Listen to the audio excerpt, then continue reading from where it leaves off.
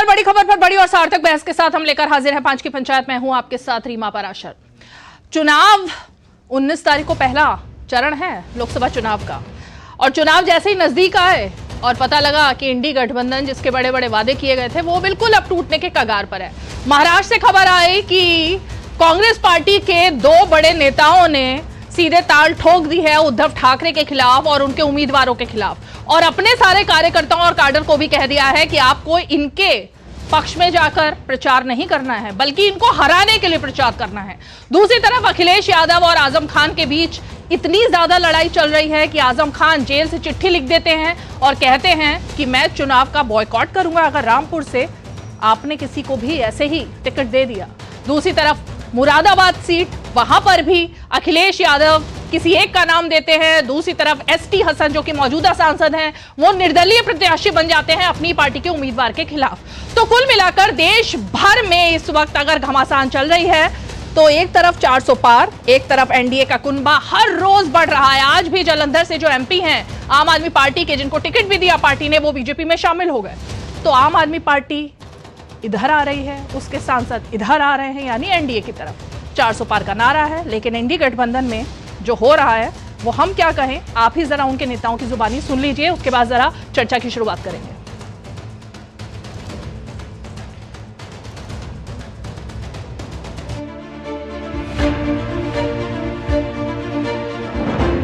मैं महाविकास आघाड़ी की बात करता हूँ, मैं किसी एक पार्टी की बात नहीं करूँगा। महाविकास आघाड़ी में हमारी बातचीत लगभग खत्म हो गई है। जब मैं ये आह्वान कर रहा हूं तो निश्चित तौर पर कांग्रेस का जो कैडर है, जो मेरे से जुड़े हुए जो लोग हैं, वो सारे के सारे लोग शिवसेना के इस कैडर का, शिवसेना के इस उम्मीदवार का विरोध करेंगे। और सिर्फ कैडर ही नहीं, कांग्रेस के कार्यकर्ता नहीं, कांग्रेस को मानने वाले मतदाता भी इस खिचड़ी चोर के लिए काम नहीं करेंगे, उसको वोट नहीं देंगे, ऐसी मैं घोषणा कर रहा हूँ। अखिलेश यादव जी ने मुझे इंसानियत का पैगाम देकर के यहाँ भेजा है कि आपस में जितने भी शहरी हैं मुल्क के, उनमें आपस में समानता, एक दूसरे से बराबरी और एक दूसरे से हुकूक के लिए एक दूसरे के दुख दर्द को समझने का जज्बा पैदा हो। ये मुझसे क्यों पूछा है? जो कार्ड अगर जिन्होंने दूसरे को दिया है उनसे ये बात सवाल करना जाए ना, टिकट होना ना होना एसटी हसन की शख्सियत को थोड़ी खत्म करती है। ये पार्टी के राष्ट्रीय अध्यक्ष जी से पूछिए या उनसे डॉक्टर साहब से पूछिए। मैं नॉमिनेशन के बाद अपनी क्या मिला है ये फैसला तो नॉमिनेशन प्रोसेस पूरा हो जाएगा 30 मार्च को, उसके बाद पता चलेगा। जनता समाजवादी के साथ खड़ी हुई है, आजम खान साहब के साथ खड़ी हुई है, इसके अलावा कुछ सोचने की जरूरत ही नहीं है। कभी भी हम लोगों में किसी भी चीज को लेकर के दरार की बातें नहीं आई हैं। हम लोग का एक मत इस मामले में है कि जीतने की जिसमें संभावना ज़्यादा हो, जिस उम्मीदवार के जीतने की संभावना हो, जिस पार्टी के जीतने की संभावना हो, वहाँ उसको उम्मीदवार बनाया जाए।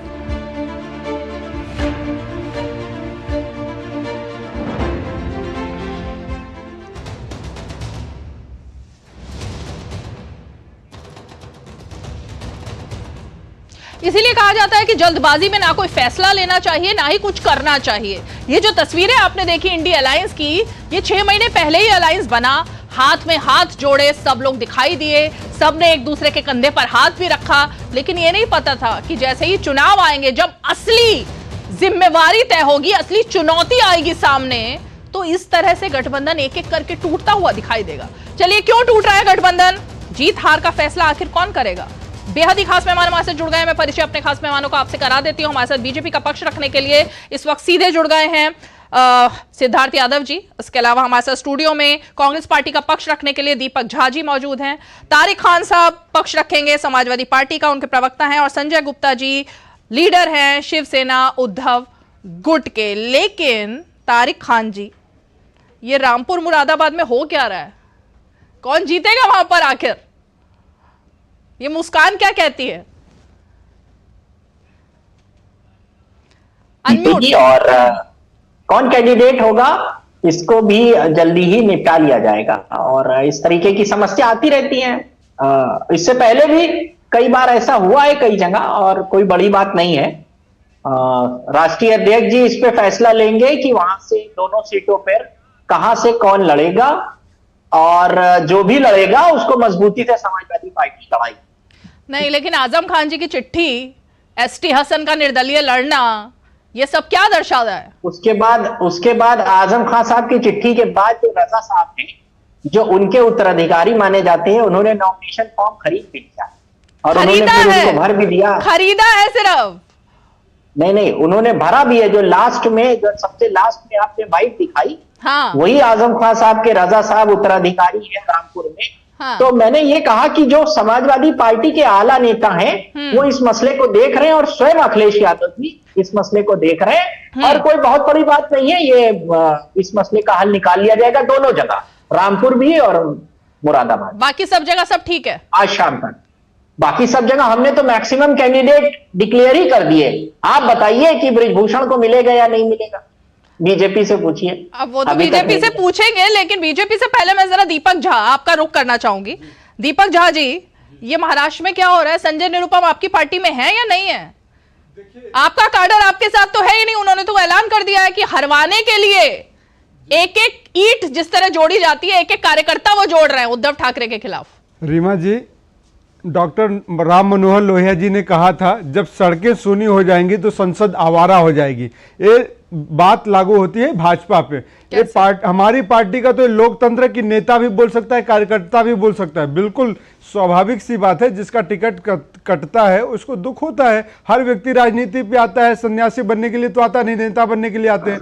सबको टिकट से ही, सबको विधानसभा लड़ना है, लोकसभा लड़ना है, लेकिन सबको टिकट नहीं दिया जा सकता, क्योंकि सीटें सिर्फ 500 के प्लस ही हैं। हाँ। बात यह है, तो संजय निरुपम जी का गुस्सा जायज है, वो हमारी पार्टी के सीनियर लीडर हैं, उनका हम सम्मान करते हैं।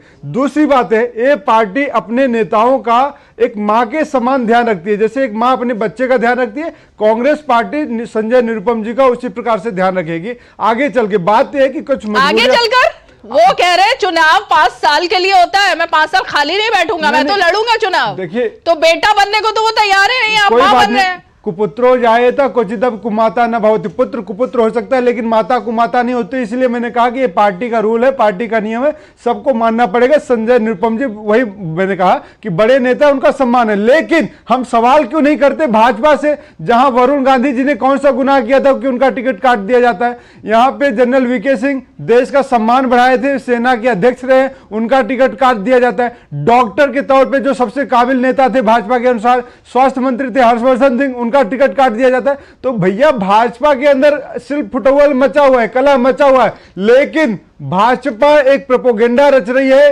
कि आप कांग्रेस को देखो, कांग्रेस के यहाँ भाग मची है, भगदड़ मची है। हमारे यहाँ बिल्कुल शांति है, कोई बात नहीं। हम तो इस बात को स्वीकार करते हैं। सिर्फ फुटबॉल इसको कहते हैं जो संजय निरुपम ने प्रेस कॉन्फ्रेंस करके किया, मैडम। ना कि सिर्फ फुटबॉल इसको कहते हैं कि वीके सिंह सोशल मीडिया पर कहते हैं कि मैं राजनीति में इस बार टिकट नहीं ले रहा हूं, मुझे नहीं चाहिए, मैं पार्टी के लिए काम करूंगा। वरुण गांधी कोई रिवोल्ट नहीं करते हैं, वो अपनी माता जी के लिए प्रचार करने के लिए निकलेंगे।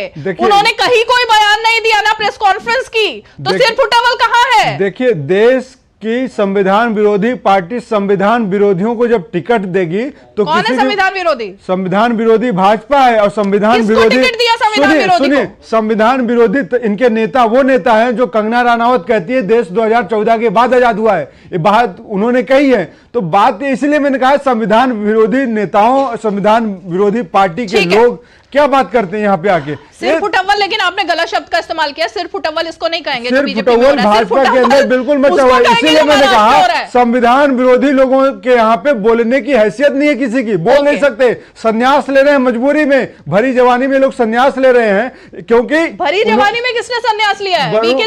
वरुण गांधी जी को संन्यास लेना पड़ रहा है भाजपा से। उन्होंने ऐसा कुछ नहीं कहा। अरे कहा नहीं है तो मजबूरी है, क्या बोलेंगे। किसानों के लिए आवाज उठाई थी, सत्यपाल सिंह ने आवाज उठाई थी, सीबीआई भेज दिया, आईडी भेजी सत्यपाल हमने, सिंह तो क्या भी किया? भरी जवानी नहीं है। तो अरे राजनीति के लिए तब तक भरी जवानी होती है जब तक इंसान कब्र में ना चला जाए। अच्छा, बिल्कुल। सिद्धार्थ यादव जी, देखिए, देश की सेवा करने के लिए, मेरा कहने का मतलब है आप देश की सेवा करने का जज्बा रखते हैं, तो आपकी वो जवानी है। इसी पर पहले शुरुआत करती हूं। सिद्धार्थ यादव जी, आपको बोलने की आजादी है शो में या नहीं है? उन्होंने कहा आपको बोलने की आजादी नहीं आपकी पार्टी के नेताओं को। रीवा जी क्या कहें, अब इन बातों का क्या जवाब दिया जाए। जो फ्रस्ट्रेशन है कांग्रेस पार्टी की वो तो प्रवक्ताओं के चेहरों से दिख रही है, पर ये भी मजबूरी का पार्ट है। अब आपका नेता जो कभी बुढ़ाई ना हो पाए, जिसको जवान बनाए रखने की जो इनकी एक शिद्दत है, उस कारण इन्होंने जवानी की डेफिनेशन कब्र में जाने तक की बता दी। आज इनने तय कर दिया है कि राहुल जी जब तक रहेंगे तब तक जवान रहेंगे। कोई कह मत देना 60 के होने जाएंगे भी थोड़े टाइम में, पर रहेंगे जवान। अरे नरेंद्र मोदी जी को बताओ ना, नरेंद्र मोदी जी कौन सा मशरूम खाते हैं? जवानी की बात करते, जवानी का होता है कि तन समर्पित, मन समर्पित और या जीवन समर्पित। हमारे देश के स्वतंत्रता सेनानियों का अपमान करने वाले भाजपा के प्रवक्ता यहाँ पे आके जवानी की डेफिनेशन देते हैं, शर्म नहीं आती है? आपकी मंडी की सांसद, मंडी की जो संसद सदस्य बनने जा रही है आपके उम्मीदवार है, वो देश के संविधान का अपमान किया, महात्मा गांधी का अपमान किया, शहीद भगत सिंह का अपमान किया, सुभाष चंद्र बोस का अपमान किया, और बात यहाँ पे जवानी की करते हो आप लोग। ये देखिए क्या बोल रहे हैं, इसीलिए कहते हैं जल्दी जल्दी नहीं बोलना चाहिए। नहीं, आप भूल ही गए कि अभी चुनाव होना बाकी है, अभी रिजल्ट नहीं आया। संसद के सदस्य के उम्मीदवार जो है, मैंने वही कहा है। अब जरा जवाब सुनते हैं, बीच में नहीं बोलेंगे। देखिए, मैं दीपक जी से आग्रह करूंगा, 1 घंटे की डिबेट है, 45 मिनट बचे हैं। मैं ये काम नहीं कर पाऊंगा पूरे 45 मिनट आपसे लड़ता रहूं। आप अपनी बारी पे बोलिए, मैं अपनी पे बोलता हूं। पर आपने एक काम अच्छा किया, जल्दबाजी में बोल रहे थे, आपने मंडी का सांसद बना दिया। हमारे सभी प्रत्याशियों को आप सांसद बनाते जाइए। ये जो कॉन्फिडेंस है आपका, इसी आधार पर तो देश की जनता कह रही है कि 400 पार होगा। पर मैं गंभीरता से कुछ कहना चाहता हूं रीमा जी। आज आपने लिखा है कि इंडी गठबंधन पहुंच गया है टूटने की कगार पर। मैं इस बात से थोड़ा सा मतभेद रखता हूं, क्योंकि इंडी गठबंधन बचा ही कहां है, कितना और टूटेगा, कितना बचा है इनके पास। मतलब आज तो प्रकाश अंबेडकर की पार्टी भी इनको छोड़ के चली गई। जितने थोड़े बहुत दल बचे थे इनकी कांग्रेस तोड़ो यात्रा के बाद, जहां जहां राहुल गए और जहां जहां उन्होंने अपने अपने साथियों को भगाया, उसके बाद जो बचा है वो भी एक दूसरे को गरियाने लग रहा है। अब टूटना जुड़ना ये देश की जनता के लिए महत्वपूर्ण बचा ही नहीं, क्योंकि देश की जनता जान चुकी है कि विपक्ष की हालत एकमात्र परिवार को आगे बढ़ाने के लिए जो हो चुकी है, वो इस देश के लिए सोचने का विषय है। मैं कहता हूं नागरिक होने के नाते कि आज Congress party, the grand old Congress party जिस कगार पे आकर के खड़ी हो गई, क्योंकि एक इनकॉम्पिटेंट प्रोडक्ट को लॉन्च करने में बार बार कांग्रेस पार्टी लगी हुई है। आप फेल होता देखिए, राहुल गांधी की बात करेंगे तो मैं कहूंगा तड़ीपार को देश की जनता ने बना दिया गृह मंत्री। तड़ीपार नहीं, तड़ीपार की पार्टी के लोग यहाँ पे आके राहुल गांधी को गाली देंगे तो मैं इनको सुनूंगा नहीं। तड़ीपार के प्रवक्ता लोग, देशद्रोही लोग, देशद्रोही लोगों को इन्होंने टिकट दिया है, संविधान विरोधी लोगों को इन्होंने टिकट दिया है, और बात करते हैं राहुल गांधी की, शर्म नहीं आती है? दीपक झा जी, शो का कुछ नहीं, तो राहुल गांधी के ऊपर क्यों बात करें? सवाल आप नहीं से राहुल गांधी के ऊपर नहीं, राहुल गांधी के ऊपर बात करें तो सम्मान से बात करें। इनकी हैसियत क्या होती है कि राहुल गांधी को आगे यहाँ से गाली दे? तड़ीपार नहीं, तड़ीपार पार्टी के प्रवक्ता यहाँ पे आके ज्ञान न दे राहुल गांधी। दीपक जी आप अपनी बारी में बोलिएगा ना। नहीं, मैं बोलने नहीं दूंगा इनको। राहुल गांधी मैं 10 सेकंड ले लूं, मैं अपनी बात नहीं, राहुल गांधी भी बात करिए, लेकिन आपके शब्द ना इतने गिरे नहीं होने चाहिए कि पता चले कि आप तड़ीपार की पार्टी के प्रवक्ता हो। बात कंप्लीट होने दीजिए सिद्धार्थ जी। तड़ीपार पार्टी के प्रवक्ता ने मुझसे शुरुआत में किया था, मैं उसके जवाब पे आता हूं। आपने सबसे पहले मुझसे पूछा था कि क्या बोलने की आजादी है या नहीं है। आजादी तो आपके शो पे दिख रही है। ये जो इंटॉलरेंस है विपक्ष का, जो 10 सेकंड 15 सेकंड 20 सेकंड भी नहीं सुन सकता, कोई अपना क्रिटिसिज्म नहीं सुन सकता, अपने नेताओं के बारे में कुछ नहीं सुन सकता, और नंबर चलाने के लिए कुछ भी बोला जाए, आजादी को खत्म करने पे लगा हुआ है। मेरी पार्टी में पूरी आजादी है। हम लोग बड़ी शांति के साथ अपने नेतृत्व भरोसा जताते हुए, भारत जिस प्रगति के राह पर उसकी बात करते हुए अपनी पार्टी में भी बात करते हैं और बाहर भी बात करते हैं। देश की जनता भी रीमा जी ऐसा ही चाहती है। देश की जनता ऐसा ही चाहती है कि मजबूत नेतृत्व रहे, मजबूत देश का नेतृत्व करता रहे, वो देश को आगे ले जाता रहे। अब इनके जैसा सिर्फ फुटबॉल की डेफिनेशन बदल गई, टिकट कटने को सिर्फ फुटबॉल बताने लग गए। अरे नेता आके प्रेस कॉन्फ्रेंस करके आपके साथ गालियां देने का काम कर रहे हैं, आपको गरियाने का काम कर रहे हैं, और आप कह रहे हैं वो सिर्फ फुटबॉल नहीं है, पर किसी की टिकट कट गई वो सिर्फ फुटबॉल है। हमारी पार्टी अनुशासित पार्टी और अनुशासन के साथ। दीपक झा 1 मिनट रुकिए, आ रही हूं आपके पास। 1 मिनट संजय गुप्ता जी को ले आते हैं डिबेट में, वो अभी जुड़ गए हैं। संजय गुप्ता जी, मुंबई में कौन किसके खिलाफ है? मतलब बीजेपी के खिलाफ आप लोग लड़ रहे हैं या कांग्रेस पार्टी आपके खिलाफ लड़ रही है? आपके जो सांसद बनेंगे नहीं बनेंगे, जो उम्मीदवार हैं वो कांग्रेस के खिलाफ लड़ रहे हैं। संजय निरुपम ने ताल ठोक ही दी है, तो कौन किसके खिलाफ है जरा बता दीजिए।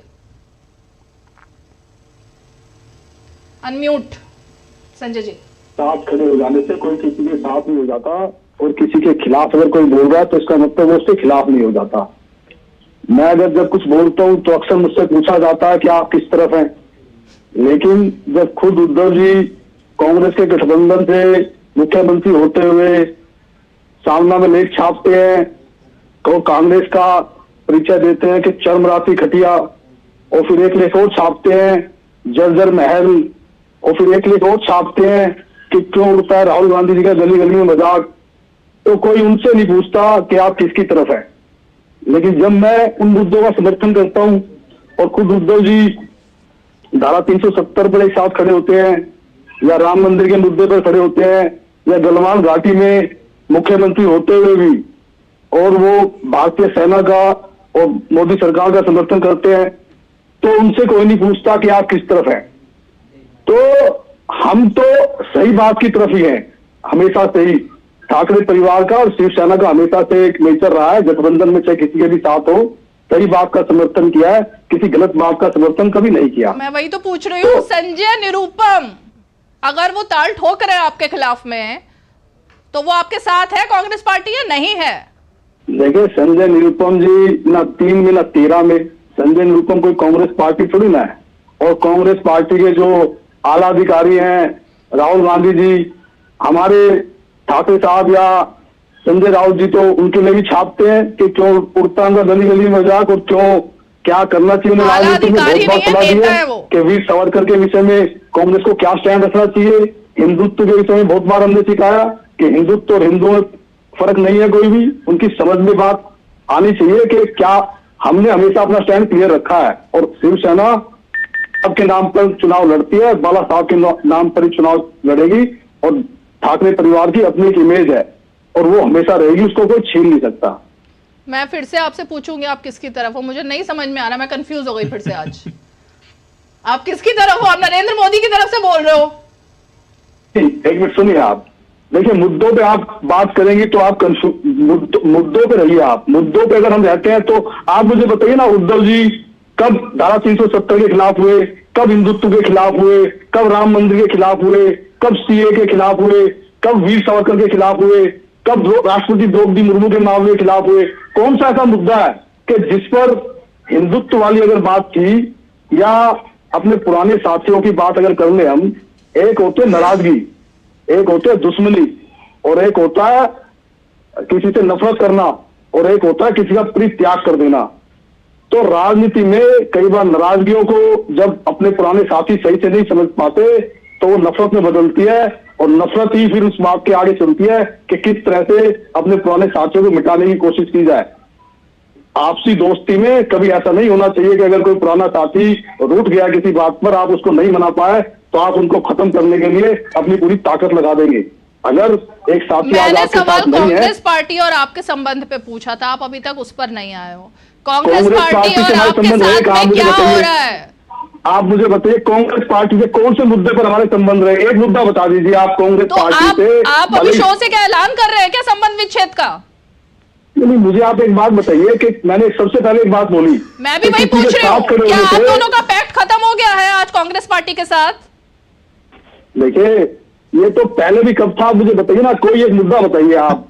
मैंने सबसे पहले एक बात कही कि किसी के साथ खड़े होने से कोई किसी के साथ नहीं हो जाता, और किसी के खिलाफ अगर कोई बोल रहा है तो उसके खिलाफ नहीं हो जाता। अलग ही लेवल पर चल रहा है, क्या हो रहा है? दीपक झा जी, आप लोगों का पैक्ट खत्म हो गया क्या? महाराष्ट्र में कब ऐलान हुआ है? देखिए हम बिल्कुल पार्टी के प्रवक्ता हैं, और हमारी पार्टी उद्धव गुट शिवसेना का जो है और शरद पवार का जो राष्ट्रवादी कांग्रेस पार्टी, इनके साथ गठबंधन है। आप क्यों चाह रही हैं, क्यों देश में भ्रम फैलाना चाह रही हैं? संजय गुप्ता जी बोल रहे हैं शो पर कि आप दोनों के साथ में कुछ ऐसा है ही नहीं। आप संजय गुप्ता जी ने तो हमारे सामने, आपके सामने देश की जनता भी सुन रही है और मैं भी सुन रहा हूं, मुझे तो ऐसा नहीं लगा। कहते ना जाकी रही भावना, जैसे आपकी भावना मोदी जी की तरफ है तो आप मोदी वाली बातें सुनना चाह रहे हैं। आप सवाल नहीं करेंगे मोदी जी से कि मोदी जी जो राजस्थान विधानसभा में बात करते थे लाल डायरी का, उसका क्या हुआ? आप मोदी जी से सवाल नहीं करेंगे जो मोदी जी कहते थे कार्यकर्ताओं को हम दरी उठाने वाले को टिकट देंगे, तो कुरुक्षेत्र में दरी उठाने वाले को तो दरी बिछाने के लिए लगा दिया, एक बिजनेसमैन को लाके टिकट दे दिया, चटमंगनी पटव्या कर दिया। और कल तक भाजपा उसको कोयला घोटाले का आरोपी बता रही थी। तो भाजपा में वॉशिंग मशीन कहां से है मैडम? जवाब देंगे, फिर मैं जरा इनसे सवाल करिए इस मुद्दों पे। तो सवाल जिन मुद्दों पे होने चाहिए उन पे होते नहीं। कांग्रेस की बातें करते हैं। अरे कांग्रेस की बात करिए, कांग्रेस पूरे देश को दशा देने के लिए तैयार है। जी, कांग्रेस पार्टी के लिए जो मुद्दे हैं जरूरी नहीं पूरे देश के लिए वही मुद्दे हो। देश के लिए मुद्दे अलग भी हो सकते हैं, जो भाजपा के प्रायोजित आपके मुद्दे हैं वो देश के लिए मुद्दे नहीं है मैडम, आप भी समझ लीजिए। देश चला रहा है, देखिए सत्ता की चाशनी में जो आज की चौथा स्तंभ है उसके लिए शब्दहीन हो चुका हूं। लेकिन ये नहीं, राहुल गांधी पर बात नहीं करनी है, राहुल गांधी के नाम पर बैन लगा हुआ है। मोदी जी पे आप बात नहीं करते, मोदी जी की जुमलेबाजी की बात करिए ना। देश के प्रधानमंत्री मोदी जी हैं या राहुल गांधी जी? बताइए आज की डेट पे मोदी जी मैं जवाब दे देता हूं। प्रधानमंत्री है राहुल गांधी। ठीक है, जवाब सुन लीजिए सिद्धार्थ। देखिए रीमा जी, अगर हम कांग्रेस पार्टी के एजेंडा पे चलने लगे फिर तो एमआरपी और एमएसपी में पूरे देश में कंफ्यूजन हो जाएगा। जो काम देश का बच्चा बच्चा जानता है और राहुल जी नहीं जानते, तो उनका एजेंडा तो देश में ना ही चले तो बेहतर होगा। पर उनका एजेंडा है भी क्या? अब डिबेट किसी और बात पर है, पर दीपक जी कुछ रट के आए तो उसी बात पर जाएंगे। पर पहले मैं शिवसेना के हमारे साथी संजय जी की बात का जरूर जवाब लगातार एमआरपी बढ़ाते जा रहे हैं, डीजल से टमाटर लहसुन प्याज से लेकर। मैं वही कह रहा हूँ ना कि आप जो एमआरपी बढ़ाते जा रहे हैं, जनता को महंगाई की मार दसते जा रहे हैं नाग। एमआरपी एमएसपी का अंतर भी नहीं पता लीडर्स को ना आजकल। ये भी तो एक रीमा जी आपको तो पता है ना, आप सिखा दीजिए नहीं पता है, जनता को तो पता है। 40 रुपए का सरसों का तेल खरीदती थी, अभी 200 लीटर पहुंच गया है। लहसुन 100 रुपए खरीदती थी जनता, अभी 400 रुपए किलो बिक रहा है। टमाटर 20 रुपए खरीदती थी, अभी 40 रुपए किलो बिक रहा है। तो बताइए ना एमआरपी क्यों बढ़ाई जा रही है? जनता को बेवकूफ बना रहे हैं क्या कि जनता को एमआरपी नहीं पता है इसलिए हम एमआरपी बढ़ाते जाएंगे? तो 40 रुपए लीटर मिलता था वहां 70 रुपए लीटर एमआरपी बढ़ा के जनता को बेवकूफ बनाते हो और कहते हो जनता को एमआरपी नहीं पता। भैया जनता पढ़ी लिखी अगर नहीं है, जनता की तो बात ही नहीं हो रही, एक स्पेसिफिक नेता की बात हो रही है। अरे रीमा जी, एक स्पेसिफिक नेता को एमएसपी और एमआरपी नहीं पता, जनता को सब पता है। रीमा जी, अब रुकिए रीमा जी, भाजपा प्रवक्ता को बोल लेने दीजिए, नहीं तो आपसे नाराज हो जाएंगे कि आप भाजपा प्रवक्ता बन जी भी इंतजार कर रहे हैं, संजय जी भी धैर्य से बैठे हैं, फिर क्यों? इसलिए मैंने कहा आप भाजपा प्रवक्ता को बोलने दीजिए, भाजपा प्रवक्ता नाराज हो जाएंगे आपसे। क्यों नहीं बोलने दे रहे आप उनको? सिद्धार्थ यादव आप बोलने दीजिए जवाब भाजपा प्रवक्ता से। क्या दिक्कत है? रुकिए, सुन तो लीजिए उनको। क्यों बढ़ाए जाते हैं? अरे तो सुनिए तो सही उनका जवाब। अब आप चुप तो रहिए थोड़ी देर। सिद्धार्थ यादव आप प्लीज बीच में नहीं बोलेंगे, है ना?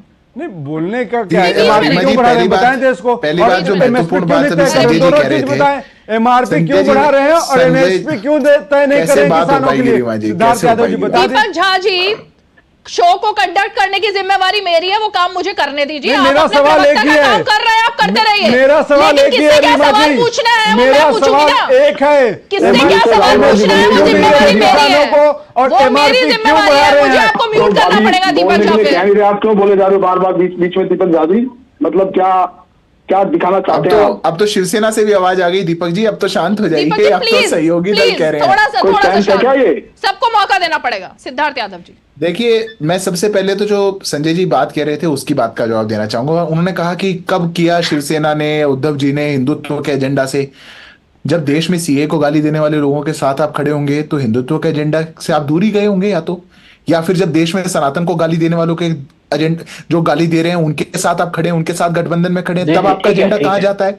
या इस देश में सनातन को इतने वर्षों में आपके अलायंस पार्टनर्स ने, वीर सावरकर को, इसी कांग्रेस पार्टी के शीर्ष नेता ने क्या क्या नहीं कहा, जिन बातों को आपने गिनाया उन सब लोगों के साथ आप हाथ मिला लेते हैं और फिर आप पूछते हैं कि हम एजेंडा से कहां गए। शायद बाला साहब भी आज सोचते होंगे, जहां भी होंगे स्वर्ग से भी वो सोचते होंगे कि ये क्या हुआ मेरी पार्टी को या मेरे बेटे को कि वो इस प्रकार की बात करता है। तो मैं मानता हूं कि उसका भी एक आत्मविश्लेषण होना चाहिए। पर अभी दीपक झा जी बहुत ज्यादा एम्फेसिस दे रहे थे एमआरपी एमएसपी, एमआरपी एमएसपी बहुत ज्यादा दे रहे थे और देंगे भी। जिनके नेता को ये कंफ्यूजन हो कि एमआरपी अलग होती है, एमएसपी अलग होती है, ये ना पता हो, उनके लिए तो स्वाभाविक है। पर एमआरपी से आप, मैं जानता हूं कि आप इन्फ्लेशन की बात करना चाह रहे थे, तो दीपक जी कुछ जाकर के आंकड़ों को देखना चाहिए। 12.8 आपके समय में थी, 6% की एवरेज हमारे कार्यकाल में आई, कुछ विश्लेषण करना चाहिए। 1240 का सिलेंडर आपके समय 1280 का गया था, उतना 10 साल में कभी नहीं गया, कुछ जाकर के विश्लेषण करना चाहिए। आज हमारी परचेजिंग पावर पैरिटी भारतीय एक नागरिक की वो डबल हो गई है, यूएस डॉलर्स में डबल हो गई है, और आपके समय में क्या थी? आज जो खर्चने की क्षमता है वो डबल हो गई है, आय हमारी लोगों की बढ़ गई है। और एमएसपी की बात कर रहे थे, मैक्सिमम नंबर ऑफ क्रॉप्स पे एमएसपी और मैक्सिमम अमाउंट ऑफ एमएसपी ये इन 10 सालों में दिया गया। आप बात करते हैं एमएसपी की, आप बात करेंगे एमआरपी की। अरे मुद्दों पर जिस दिन बात होने लगे ना दीपक जी, और आप लोग सुनने लग गए बिना टोका टिप्पणी करे, बिना हाईजैक करे, उस दिन देश की जनता के सामने आप एक्सपोज हो जाएंगे, आप लोगों की सच्चाई बाहर निकल के आ जाएगी। और इसीलिए आपके राहुल जी या आपके शीर्ष नेता, उनकी मम्मी जी कोई नहीं बात करते, कोई मुद्दों पे बात नहीं करना चाहता। नहीं तो करिए इंटरनल सिक्योरिटी पे बात आके, करिए देश में ट्रांसपोर्टेशन पे बात आके, लॉजिस्टिक्स के सेक्टर पे करिए बात आकर के, कनेक्टिविटी पे करिए बात आकर के, टेक्नोलॉजी पे करिए, डिजिटल इंडिया पे करिए, पर नहीं करेंगे आप, क्योंकि आप एक्सपोज हो जाएंगे। तब आप बात करेंगे जात पात पर, तब आप बात करेंगे क्षेत्रवाद के इश्यूज पे। इसीलिए लोग छोड़ छोड़ के जा रहे हैं, इसीलिए लोग आज आपकी पार्टी में भी नहीं टिकना चाहते, गठबंधन के पार्टनर्स में। सबके पास वापस आ रही हूँ, छोटा सा ब्रेक लेते हैं, ब्रेक के बाद मैं वापस जवाब के लिए आती हूँ। छोटा सा ब्रेक। क्या सुगम्यता दिव्यांग लोगों को ही प्रभावित करती है?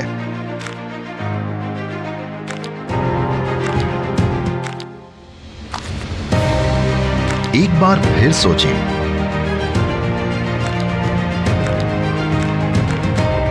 आइए प्रतिज्ञा करें,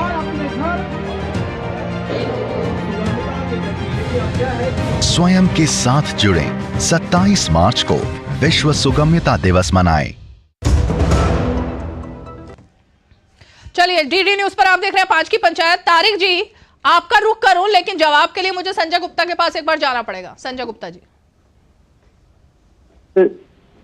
ऐसे बहुत से लोग हैं जो हिंदुत्व को समर्थन नहीं करते, मगर बीजेपी के साथ इनके गठबंधन है, रहे और आज भी है, शायद आगे भी रहेंगे इनके। और अगर हमारे भी इस तरह की पार्टी के साथ गठबंधन अगर रहे तो हमने उसकी किसी बात का समर्थन नहीं किया। बीजेपी में सिर्फ एक ही नेता ऐसे हैं, चंद्रकांत पाटिल साहब, जो शायद आगे मंत्री भी हैं और उससे पहले बीजेपी के महाराष्ट्र प्रदेश अध्यक्ष भी थे। और उन्होंने एक बात कही थी जो मेरे को लगता है ऐसी भावनात्मक बात किसी बीजेपी के नेता ने कभी नहीं कही। उन्होंने कहा था कि हमने माला साहब के साथ, उद्धव जी के साथ बरसों बरस काम किया है और हमारी बहुत सी यादें उनके साथ, और हम चाहते हैं कि हम फिर से उनके साथ काम करें। और इस तरह की भावनात्मक बात का किसी और बीजेपी के नेता ने कभी कोई ऐसी बात नहीं की, हमेशा ब्लेम ही किया, कुछ ना कुछ गलत ही बोले, ऐसे बोले कि जैसे कि अगर इनके साथ गठबंधन अगर तोड़ दिया और अगर कुछ दूसरे लोगों के साथ खड़े हो गए तो पता नहीं कितना बड़ा पाप कर दिया। क्योंकि ये तो सन 90 से ही इस तरह की पॉलिटिकल पार्टी के साथ गठबंधन करते चले आ रहे हैं, मगर एक ठाकरे परिवार एक ऐसा परिवार है जिसने 25 साल तक कभी किसी पार्टी के साथ कोई ऐसा गठबंधन नहीं किया, सत्ता में रहे चाहे नहीं रहे, हमेशा ये कहा कि बीजेपी की केंद्र में सरकार बने और बनवाएगी। मैं आपका दर्द समझ पा रही हूँ, आप आज पूरे फुल फॉर्म में हैं अपना दर्द बयां करने में कि बीजेपी के साथ एक बार फिर अगर दिल मिल जाए, दल भी मिल जाए तो हमारी पार्टी के 90% नेता ऐसे हैं जो अटल बिहारी, 90 का 100% मैं कह सकता हूँ, जो अटल बिहारी वाजपेयी साहब को भी उतना ही मानते हैं और वो मोदी साहब को भी उतना मानते हैं, ठाकरे परिवार को भी उतना ही मानते हैं। मगर इन्होंने लोकसभा के इलेक्शन में 2014 में भी 19 में भी तो समझौता किया सीट शेयरिंग के फार्मूले पर, मगर जो बाला साहब ने विधानसभा में फार्मूला बनाया था ना वो 14 में माना ना वो 19 में माना। तो ये इनकी जो गलत बात थी जिसके कारण ये क्यों आप अपना दुख जता रहे हैं? फिर तो आपको गठबंधन नया मिल गया, उसके साथ रहिए खुशी खुशी, फिर क्यों बीजेपी की तरफ देखते हैं?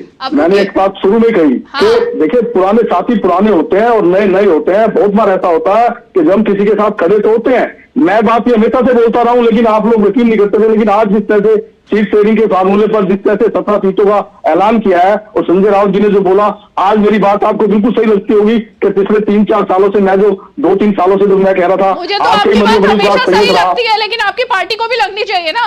अब एक मिनट रुकिए हमारी तारिक पार्टी जी। को अच्छा रुकिए देखिए, आप समझिए ना बात को, अब रुकिए कौन सा ऐसा संजय जी। मुद्दा है? आप मुझे बताइए, एक मुद्दा बताइए संजय आप। जी आ रहे हैं रुकिए। करते हैं बीजेपी के प्रवक्ताओं को प्रवक्तागिरी नहीं आती है, इन्होंने सद्भावना को खो दिया है, भावनाओं को खो दिया है, इनमें इमोशन नहीं रहा, इनमें सिर्फ किस तरह से अगर आज आपके साथी रहे तो उनको किस तरह से नीचा दिखाया जाए, सिर्फ एक ये भावना रह गई नेताओं के अंदर। अच्छा रुकिए, बीजेपी प्रवक्ताओं ने एक बार भी ऐसी बात नहीं आती हूँ बीजेपी पर, दिल को लगे। लेकिन तारिक जी यूपी में लग ये रहा था अखिलेश यादव की सब सुनेंगे। आजम खान, लगता है आपको कि आजम खान को वो चिट्ठी लीक करके और उसके बाद जितनी चीजें सामने आ रही हैं, एसटी हसन साहब जो कह रहे हैं कि पार्टी पर वोट नहीं मिलता, यहाँ पर शख्सियत पर वोट मिलता है, तो वो अपने आप को पार्टी से भी बड़ा मान रहे हैं।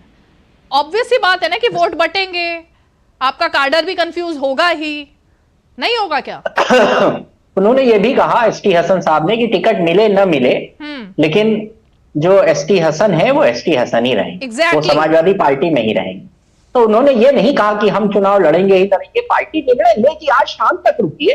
मैं बहुत जिम्मेदारी से ये बात कह रहा हूं कि आज शाम तक रुकिए, आपको आजम खान साहब भी साथ में दिखाई देंगे, रजा साहब भी साथ में दिखाई देंगे, एसटी हसन साहब भी साथ में दिखाई देंगे, सब लोग समाजवादी पार्टी के साथ ही दिखाई देंगे। 5:30 बजे शाम ही होती है तारिक जी, शाम हो गई।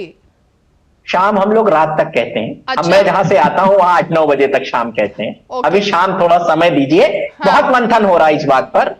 अच्छा, अभी बीजेपी के प्रवक्ता कह रहे थे आत्मा बाला साहब की परेशान हुई होगी। वो एक्चुअली आज आत्मा जो वर्ड है ना वो ट्रेंड कर रहा है, आप देख रहे हैं ना सुबह से, जब आपने सब देख रहे हैं कि आंख बंद करे तो आत्मा दिखाई देती है। मैम एक बात सुनिए, हाँ। कि जब श्यामा प्रसाद मुखर्जी की आत्मा भी दुखी हुई, जब मुफ्ती महबूबा से आपने हाथ मिलाया था, दुखी हुई थी नहीं हुई थी? थोड़ी तो दुखी हुई होगी भाई श्यामा प्रसाद मुखर्जी की आत्मा, कि नहीं हुई होगी? एकदम भी नहीं हुई होगी। एक बात। दूसरी बात, आपने सिलेंडर की बात कही, नहीं, अल्टीमेट पब्लिक को सिलेंडर कितने का मिल रहा है ये इंपॉर्टेंट। और परचेजिंग पावर पैरिटी की बात कर रहे हैं आप, पता है परचेजिंग पावर पैरिटी क्या? जहां चुनाव हुआ है वहां 500 का सिलेंडर लो और यहां 900 का सिलेंडर लो, ये है आपकी परचेजिंग पावर पैरिटी। क्यों भाई? यहां उत्तर प्रदेश वालों ने गुनाह किया है क्या? इनको ना देंगे आप सिलेंडर? क्यों नहीं देंगे उतने का सिलेंडर? आपने बातें इतनी बड़ी बड़ी की कि सिलेंडर का रेट कांग्रेस टाइम में गलत डेटा मत प्रेजेंट करिए। कांग्रेस के टाइम में सब्सिडाइज क्या था और नॉन सब्सिडाइज क्या था ये बताइए, और आज सब्सिडाइज क्या है और नॉन सब्सिडाइज क्या है ये बताइए। 2014 में मुद्दा कहीं और ले गए, अच्छा लग रहा है तारिक जी। आपने अपना जो भी कुछ चल रहा है पार्टी में, उससे आपने मुद्दे को अचानक से एक टर्न दे दिया। देखिए, मैंने आप मुझसे जो सवाल पूछेंगे मैं एग्जैक्ट अपनी तरफ से उसका जवाब दूंगा। ठीक है। मगर जो बातें कही गई, मैं एक बहुत छोटा सा उदाहरण, इन्होंने नेपोटिज्म की बात की, बहुत छोटा सा उदाहरण देना चाहता हूं।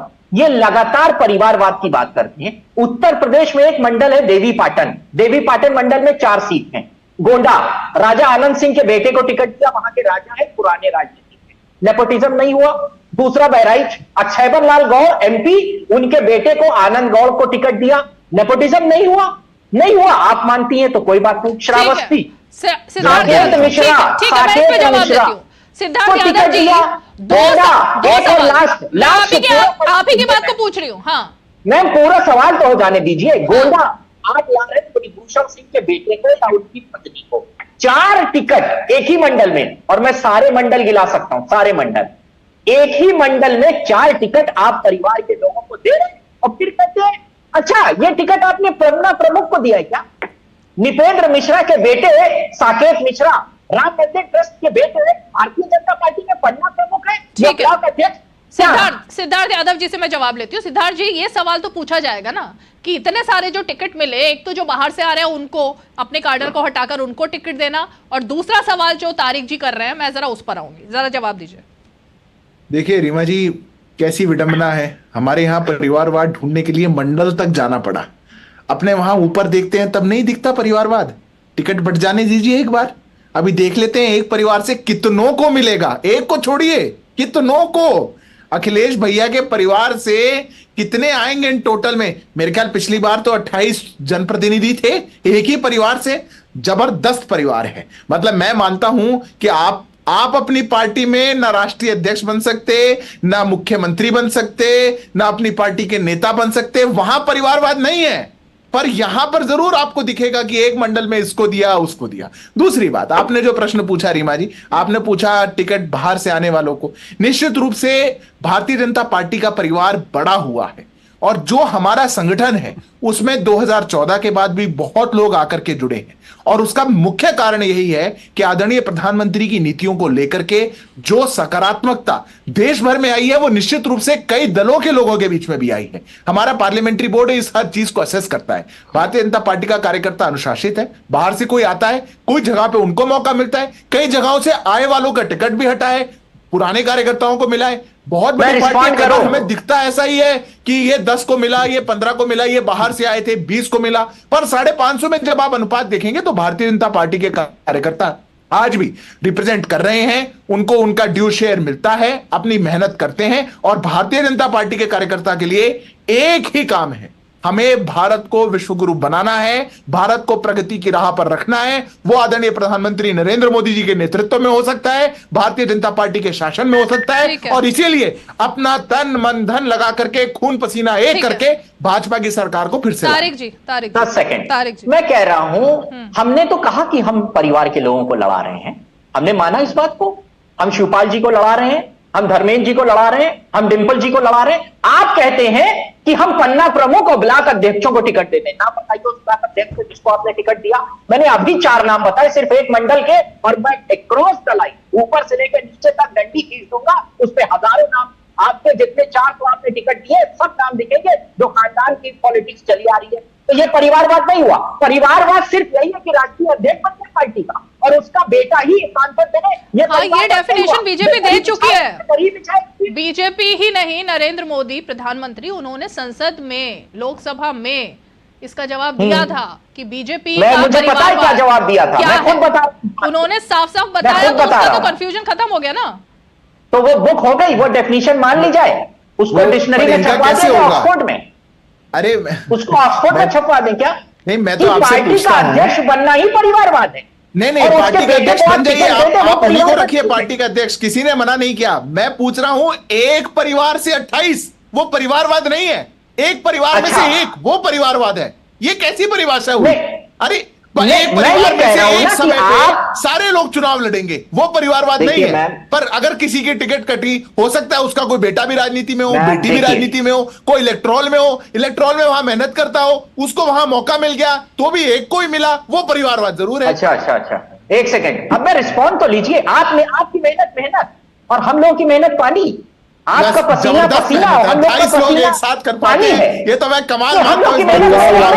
अखिलेश जी क्षेत्र में मेहनत करे तो वो मुलायम के बेटे और नहीं, अखिलेश जी को रखिए ना, फिर डिंपल जी की काहे जरूरत पड़ी, फिर चाचा की काहे जरूरत पड़ी, फिर भतीजे की काहे जरूरत पड़ी, फिर भाई की, मौसा की, मौसी की, सबकी काहे जरूरत पड़ी।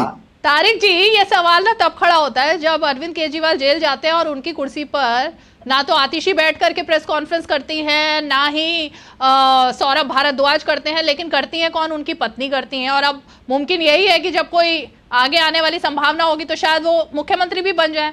तो परिवारवाद ये है जिसकी डेफिनेशन बात की जाती है वहां पर। अरे भाई, डेफिनेशन की बात कर रही हूं मैं। मेरी बात सुनिए, दिल्ली में सीएम बनने के लिए बीजेपी में ऐसा नहीं हुआ अभी तक कि अगर कोई किसी के साथ ऐसा हुआ हो तो पत्नी या पति को कुर्सी देकर के वो चले गए हो, ऐसा नहीं हुआ अभी तक कभी। मैं मतलब मेरी नजर में तो नहीं हुआ। आपको याद आ रहा है कोई इतिहास तो बताइएगा। लेकिन मैं ब्रेक पर जाऊं, तुरंत एक क्विक रिएक्शन संजय गुप्ता जी, उसके बाद मैं ब्रेक लूंगी।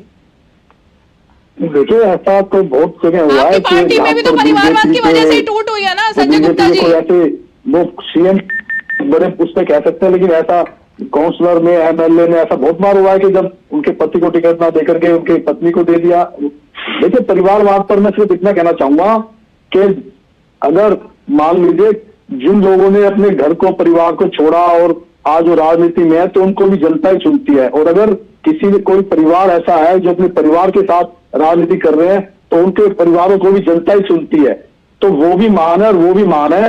ये इस तरह से परिवारवाद की मैं यहाँ तो बोल सकता हूँ कि जैसे सुनीता, हर केस में अलग अलग बात है। जैसे केजरीवाल जी की जगह सुनीता केजरीवाल ने जिसने दिए, तो मैं कह सकता हूँ परिवारवाद है, जिनको जनता ने चुना ही नहीं है। लेकिन जहाँ पर जनता ने जैसे राबड़ी देवी, उनको आप राबड़ी देवी का भी नाम ले सकते हैं उसमें, राबड़ी देवी जी राबड़ी का भी ले सकते हैं, बिल्कुल ले सकते हैं। आपके गठबंधन के वो मैं मानता हूँ परिवारवाद, जैसे आदित्य जनता ने चुन करके भेजा, आदित्य ठाकरे जैसे है, उद्धव ठाकरे ने जैसे आदित्य ठाकरे को आगे बढ़ाया, वो भी एक परिवारवाद के हिस्से में आएगा या नहीं? एमएलए चुना तो मिनिस्टर बने। अच्छा, एमएलए चुना तो मिनिस्टर बने ना, ऐसा तो नहीं है कि एमएलए जो एमएलए होगा वो मिनिस्टर बनेगा, वही बन सकता है, जो एमपी होगा वो मिनिस्टर बनेगा। तो पहले उन्हें जनता ने चुना, अगली सीट से उन्हें जनता ने चुना, तो ठीक है। इस पर मेरे ख्याल से एक अच्छी चर्चा हो रही है परिवारवाद पर, इसी पर लौटती हूँ। एक छोटा सा ब्रेक लेते हैं, उसके बाद दीपक झा जी का रुख करूंगी। छोटा सा break. Does accessibility only affect the disabled?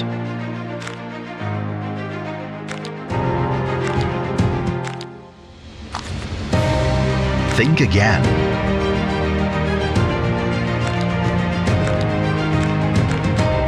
Take a pledge.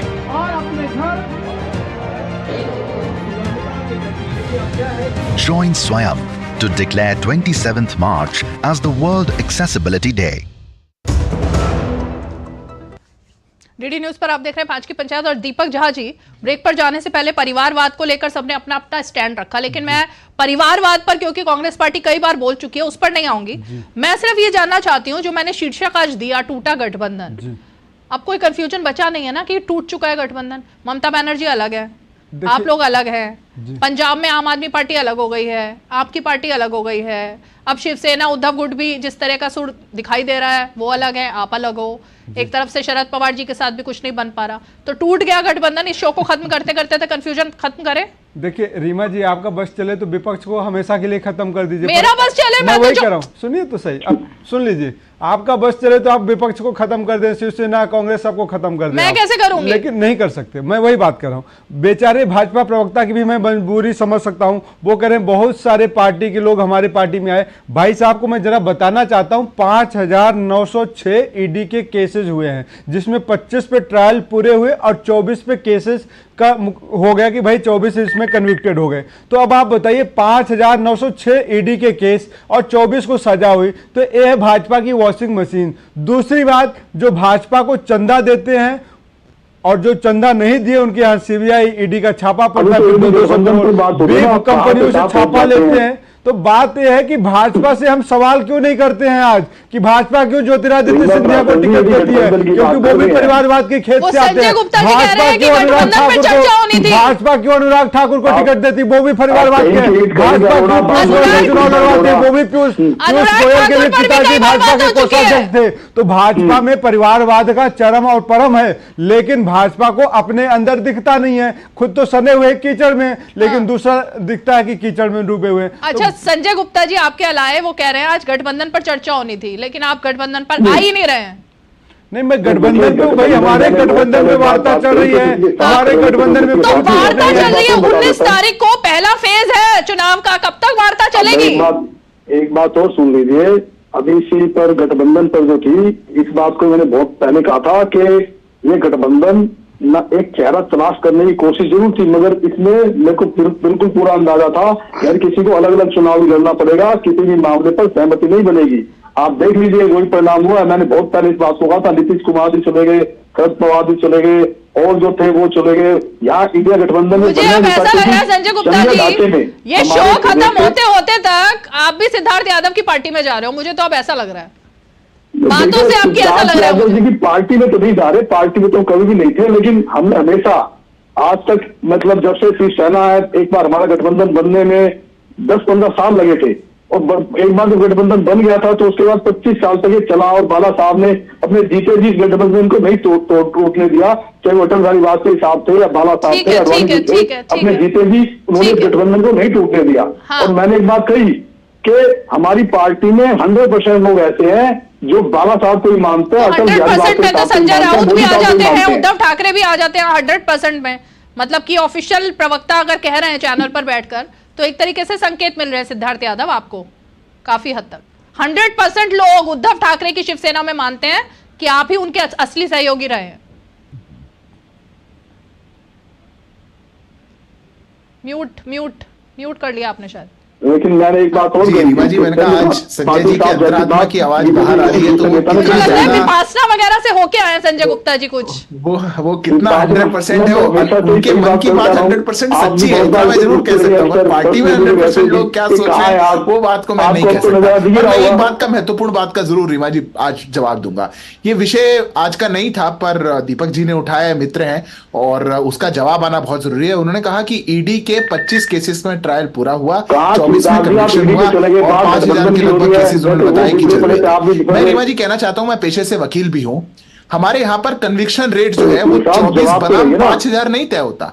वो कितने केसेस पूरे हुए और कितने में सजा हुई उसी पे यहां पे होता है। 96% का कन्विक्शन रेट है ईडी का। ट्रायल लंबा चलता है क्योंकि आपके समय में कानून चल रहे थे। 25 का ट्रायल पूरा हुआ, 25 में से 24 में सजा हुई। आप उसको खुद ही बता करके और अपनी परिभाषा बदलना चाहो, भ्रष्टाचार दिखता है ना आपको, बलात्कारी दिखते ना आपको, थोड़ा सा दीपक जी विश्लेषण करना चाहिए। अब आपके समय में 111 केस रजिस्टर हुए तो हमारी गलती है नहीं, एजेंसियां बैठा करती थी। चश्मा लगाया तब तक बड़े कमाल का चश्मा है सिद्धार्थ भाई, आपने जो चश्मा लगाया ना बड़े कमाल का चश्मा लगाया है ना। आपको आपके अपने पार्टी में बलात्कारी दिखते, ना आपको अपने यहाँ भ्रष्टाचारी दिखते, ना आपको यहाँ परिवारवाद दिखता। तो लीजिए, मोदी जी से ज्यादा बड़े जुमलेबाज आप निकल रहे, मोदी जी बुरा मान जाएंगे। आज की डिबेट से इसका क्या मतलब है? बात कर लीजिए, आज की डिबेट से इसका क्या मतलब था दीपक झा? आज जिस टॉपिक पर चर्चा हो रही है उसका इससे क्या लिंक है ईडी से? ईडी से भाई अभी सारी बात हो रही है। सिद्धार्थ जी ने कहा कि हमारे यहाँ पार्टी पे नेता आ रहे हैं, मैं बता रहा हूँ क्यों नेता जा रहे हैं। ईडी का छापा पड़ रहा है दूसरी पार्टी के नेताओं पे। इनके नेताओं पे कितना पड़ा? जनार्दन रेड्डी को आज इन्होंने ले लिया, जिनके ऊपर 40 केसेस है सीबीआई के और ईडी के। जनार्दन रेड्डी कौन है जरा बता दे। भाजपा का जनार्दन है, 35,000 करोड़ का घोटाले का आरोपी है जनार्दन रेड्डी, उसको क्यों ले लिया आपने? बताइए जिसके ऊपर इतने सारे केसेस चल रहे हैं। आपके जितने कोल माइन भाजपा का जनार्दन बना हुआ है। तो लोग इनका चरित्र चाहता है। और दूसरी बात है डिजिटल इंडिया की करते, डिजिटल इंडिया कहां से बीच में आ गया? सारी बातें बता रहा हूँ, सुनिए। भाजपा अलग लेवल के नोट्स बना के आए हैं, वो मुद्दा नहीं है डिजिटल इंडिया। रुकिए रीमा जी, अभी भाजपा प्रवक्ता ने कहा कि हम डिजिटल इंडिया में कहां जा रहे हैं, मैं उसकी बात कर रहा हूं। मोदी जी 1 करोड़ पर डे खर्चा कर रहे हैं अपना चेहरा चमकाने के लिए गूगल पे, टीवी पे, किसी को नहीं पता। लगभग 7,000 करोड़ रुपए। दीपक जी रुकिए, तारिक जी मुझे 10 सेकंड दीजिए सिर्फ। मैम देखिए, आज आपने मुद्दा ये रखा है कि गठबंधन जो है विपक्ष का वो टूट रहा है। ठीक है, मान लिया लोग छोड़ के जा रहे हैं, लेकिन जब AIDMK ने इनको छोड़ा तो ये मजबूत हुए थे। 62 विधायक थे उनके, मजबूत हो गए थे। जब चौटाला ने इनको हरियाणा में छोड़ा, 9 या 10 विधायक हैं तो ये मजबूत हो गए। तब ये मजबूत हुए थे, स्ट्रांग हो गए। ये माना जाए। जब पशुपति पारस इनको छोड़ के जाते हैं, तमाम झगड़ा होता है, और हरियाणा में, राजस्थान में कई मौजूदा MP छोड़ के जाती है तो बीजेपी स्ट्रांग हो जाती है। और जब हमारे यहां कोई झगड़ा हो जाता है तो विपक्ष कमजोर हो जाता है। ये जो डेफिनेशन निकल के आती है ना, ये बड़ी अजीब है, इसको समझना ही मुश्किल है। और ये कौन सी किताब से निकाली जाती है मुझे समझ में नहीं आता। ठीक है, इसको समझते हैं, मोदी जी हो सकते हैं। ठीक है तारिक जी, मैं समझूंगी इसको। सिद्धार्थ यादव जी से एक छोटा सा ब्रेक लेते हैं, ब्रेक के बाद सिद्धार्थ यादव जी से इसी सवाल का जवाब। ब्रेक। क्या सुगम्यता दिव्यांग लोगों को ही प्रभावित करती है?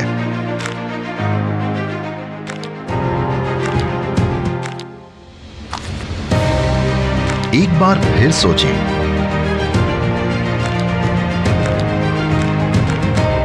आइए प्रतिज्ञा करें, स्वयं के साथ जुड़ें। 27 मार्च को विश्व सुगम्यता दिवस मनाएं। डीडी न्यूज पर आप देख रहे हैं 5 की 50। सिद्धार्थ यादव जी जवाब दीजिए, तारिक जी ने जो बात उठाई थी।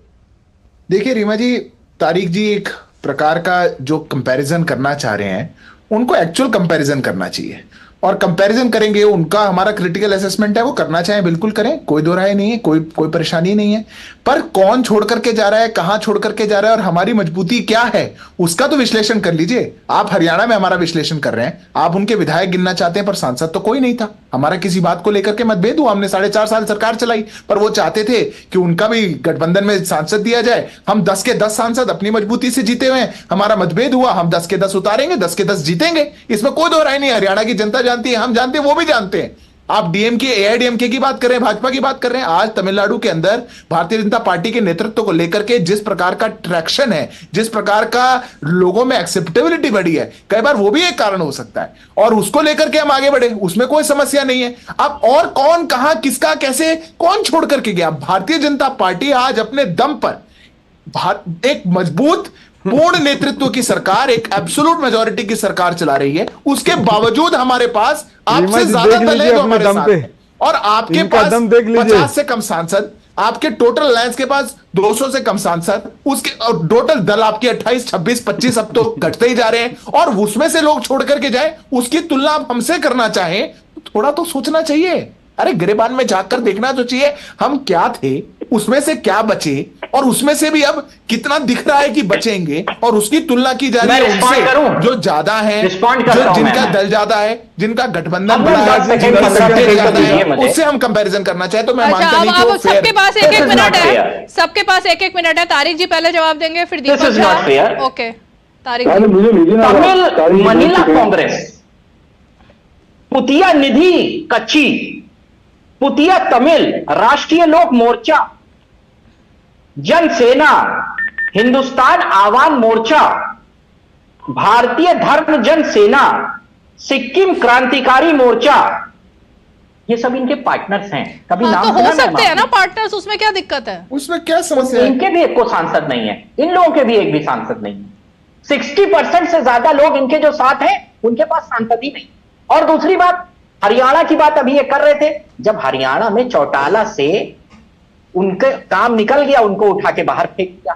जब फ्लोर टेस्ट पे निर्दलियों को मिलाकर लग गया कि अब तो सरकार बना लेंगे, ये नजीर साबित होगा पूरे हिंदुस्तान में। तारिक जी आप मतलब 3 लोग आप एक तरफ है, तो इसीलिए मुझे जवाब देना पड़ रहा है, क्योंकि आप बीजेपी को कटघरे में रख रहे हैं। लेकिन तारिक जी, बीएसपी के साथ आपने भी तो समझौता किया ही था ना एक चुनाव में, जब दाल नहीं गली उसके बाद अलग हुए, उसके बाद अलग हुए, तो होना पड़ता है ना। ये सब तो चुनाव का एक पैतरा है ही ना, चलाना पड़ता है सबको। मैं 10 सेकंड का जवाब दूंगा। एक मिनट दीपक झा को भी सुन लेते हैं, फिर मैं फाइनल कमेंट के लिए सिद्धार्थ यादव जी के पास आऊंगी। दीपक झा। रीमा जी, आज मैं बहुत हंसी आ रही है, मतलब मेरे भाजपा के प्रवक्ता इतने काबिल हैं कि मोदी जी को झूठ बोलने में पीछे छोड़ दिया, मतलब हद हो गई। ये भाजपा इतनी अपने अकेले दम पे है कि 38 दलों से इनको गठबंधन करने की जरूरत आ गई।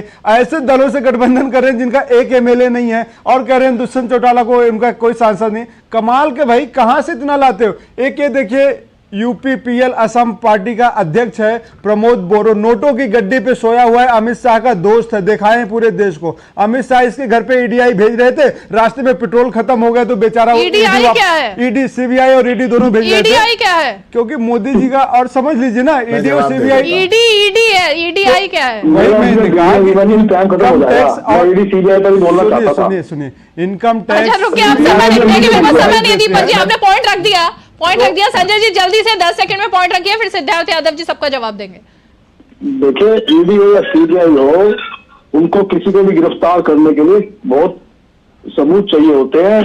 अगर ईडी और सीबीआई ने गांधी परिवार के सब सदस्यों को बुलाया, राहुल गांधी जी को बुलाया, सोनिया गांधी को बुलाया, राबर्ट वाड्रा को बुलाया, लेकिन किसी को भी गिरफ्तार नहीं किया, तो इसका मतलब ये प्रूव करता है कि ईडी और सीबीआई को ऐसे सबूत नहीं मिले। ये तो सिद्धार्थ यादव जी की लाइन होनी चाहिए। संजय गुप्ता जी, ये तो सिद्धार्थ यादव जी की लाइन होनी चाहिए, आप बोल रहे हैं। मैं वही तो कह रहा, सिद्धार्थ यादव जी को, इनके बीजेपी प्रवक्ताओं को, आरटीआई प्रवक्ता के, चलिए सिद्धार्थ जी सबका जवाब देंगे। ओके सिद्धार्थ जी, ठीक है, सबका जवाब। अब रुकिए संजय जी, रुकिए संजय जी, अब हो गया, अब रुकिए सिद्धार्थ। मैं दो लोगों का जवाब देता हूँ। संजय जी तो सर्टिफिकेट दे रहे थे, पर बाकी बातें अच्छी करी इसलिए उनको इग्नोर कर देता हूं। देखिए, अभी दीपक जी ने जो पहली बात फोटो दिखाई, इससे पहले अपने झूठ को फैलाने का जो मैकेनिज्म है उसको तेज कर दें।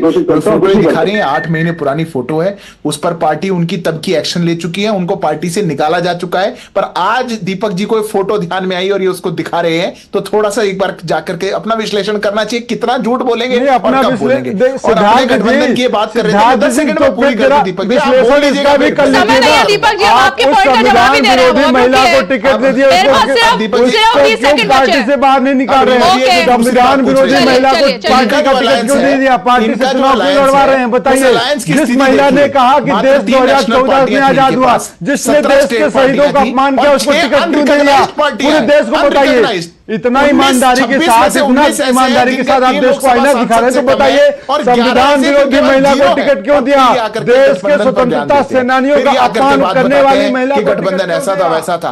हम कमजोर हैं इसलिए 38 हमारे साथ नहीं है, हम मजबूत हैं, देश की जनता हमारे साथ है और हम देश व्यापक हैं इसलिए 38 हमारे साथ है। कभी आप भी ऐसा हुआ करते थे, आज आप सिमट गए, इसमें हमारी कमी नहीं। ओके, बहुत बहुत शुक्रिया आप सभी खास मेहमान हमारे साथ जुड़े। दीपक झा जी, मैं सिर्फ ये कहूंगी कंगना रनौत पर ऑलरेडी एक अलग लेवल की बहस आपकी पार्टी ने खुद शुरू कर दी है ना, उस पर आप लोग बैकफुट पे हैं, आप लोग बैकफुट पे हैं, तो कम से कम उस मुद्दे पर चर्चा मत कीजिए।